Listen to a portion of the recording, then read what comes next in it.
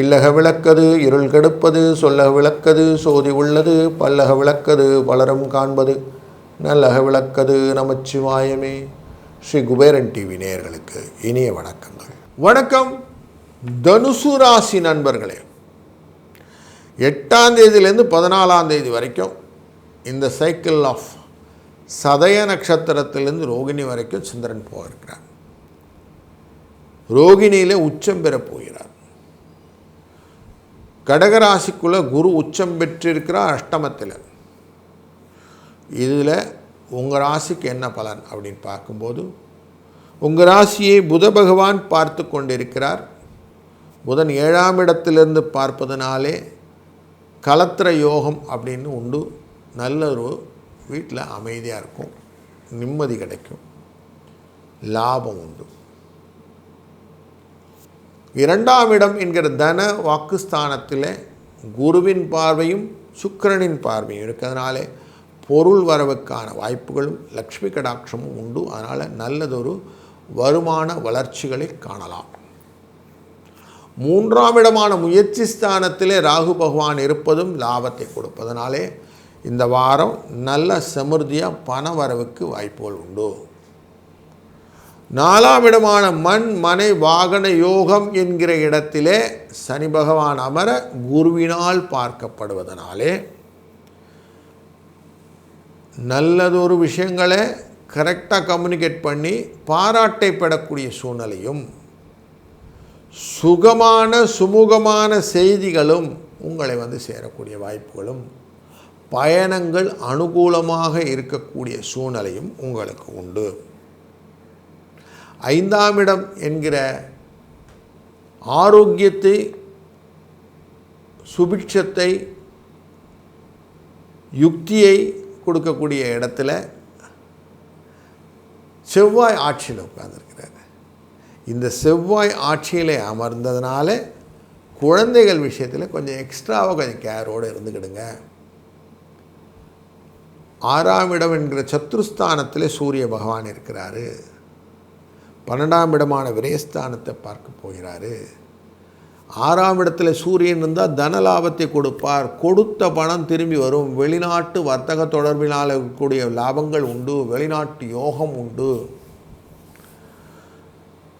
7ஆம் இடத்திலே கலத்திரஸ்தானத்திலே புத பகவானின் வாழ்க்கையிலே சுபிட்சத்தையும், அஷ்டமத்திலே அமரக்கூடிய குரு பகவானும் சுக்கிர பகவானும் இருப்பதனாலே தேவையற்ற பயங்கள் களைவதற்கும், மனதிலே உடலிலே ஆரோக்கியத்தை பெறுவதற்கும் வாய்ப்புகளை கொடுப்பார் இந்த குரு சுக்கிர சேர்க்கை. பூர்வ புண்ணியஸ்தானத்திலே கேது அமர்ந்திருக்கிறதால் மனதிலே தேவையற்ற பயங்கள் உண்டாகக்கூடிய சூழ்நிலையும், சில காரியங்கள் தடைகளாக வருவதற்கும் வாய்ப்புகள் உண்டு. எண்ணி துணிக கர்மம் அப்படிங்கிற வார்த்தையை நீங்கள் மனசில் வச்சுட்டு யோசித்து செஞ்சிங்கன்னா வெற்றி உண்டு. தொழில் ஸ்தானத்தை பார்க்கக்கூடிய சனி பகவான் குருவின் அருளாலே தொழிலிலே வளர்ச்சியை கொடுப்பார். லாபத்தை அதிகப்படுத்துவதற்கான வாய்ப்புகளை செவ்வாயும் கொடுக்கறதுனால இந்த வாரம் நினச்ச மாதிரி நடக்கும். பயப்பட வேண்டாம்.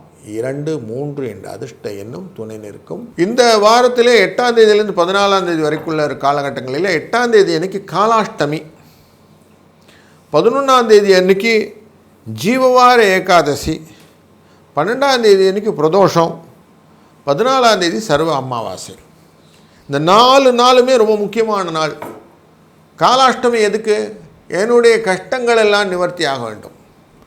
யார் எதிரிகள் இருந்தால் என்னை எதிரிகள் இருந்து காப்பாற்றணும். கடன்லேருந்து வெளியில் வரணும். இதற்கான பர்ஃபெக்ட் டே இந்த கால பைரவ அஷ்டமி அன்றைக்கி. கால பைரவரை வணங்குவதனாலே வெற்றிகளும் நிச்சயம் உண்டு.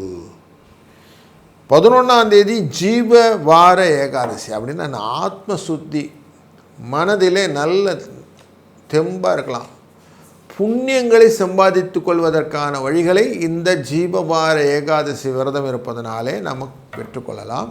நல்ல விரதம் இருந்து சாயங்காலம் நல்ல துளசி மாலையை சுவாமிக்கு அர்ப்பணம் பண்ணி அவற்றை எல்லா விதமான நன்மைகளும் பெற்றுக்கொள்ளக்கூடிய ஒரு நல்ல வரப்பிரசாதமான நாள்.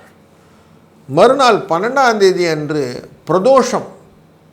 ஆலகால விஷத்தை தன்னுள் கண்டத்திலேயே நிறுத்தி நம்மளை உய்வித்தவன் அந்த சிவபெருமான். அப்படிப்பட்டவனுக்கு இந்த பிரதோஷ நேரத்திலே அபிஷேக ஆராதனை பொருட்களை எல்லாம் வாங்கி கொடுத்து அனைத்து விதமான தோஷங்களிலிருந்து நிவர்த்தியாக வேண்டும் என்று வேண்டிக்கொள்ள வெற்றிகளும் நமக்கு அவசியம் அது சேரும். 14ஆம் தேதி அமாவாசை திதி தர்ப்பணங்கள் எல்லாம் செய்துவிட்டு ஒரு மத்தியானம் வேளையில் நண்பகல் வேலை 11:20 12:20 வரை அந்த காலகட்டங்களிலே அபிஜித் முகூர்த்தம் அப்படின்னு சொல்லுவோம். அந்த முகூர்த்த வேளையில் நம்மளால் முடிந்த தான தர்மங்களை செய்து பூர்வ புண்ணியத்தை நம்ம சம்பாதித்து கொள்வோமானால் வெற்றிகள் இந்த தலைக்கு தலைப்பாகையோட போதுன்னு வாங்களே, அப்படிப்பட்ட வெற்றிகளை நமக்கு ஒருங்கிணைத்து தரக்கூடிய காலகட்டம் இந்த அமாவாசை. அதனால் அதையும் விடக்கூடாது. அன்றைக்கி ரோகிணியில் சந்திர பகவான் உச்சம் வேற போகிறார். அப்போது மனதில் என்னெல்லாம் நினச்சிருக்கோமோ எல்லாத்தையும் முன்னோர்களின் ஆசீர்வாதத்தினால் பெறக்கூடிய நல்லது ஒரு நாள் இந்த சர்வ அமாவாசை. இதையும் பயன்படுத்தி கொள்வோம். வாழ்க வளத்துடன். ஸ்ரீ குபேரன் டிவியை பார்த்தமைக்கு நன்றிகள். மேலும் இது போன்ற தகவல்களை தெரிந்து கொள்ள ஸ்ரீ குபேரன் டிவியை சப்ஸ்கிரைப் செய்யுங்கள். மறக்காமல் பெல் ஐக்கானை கிளிக் செய்யுங்கள்.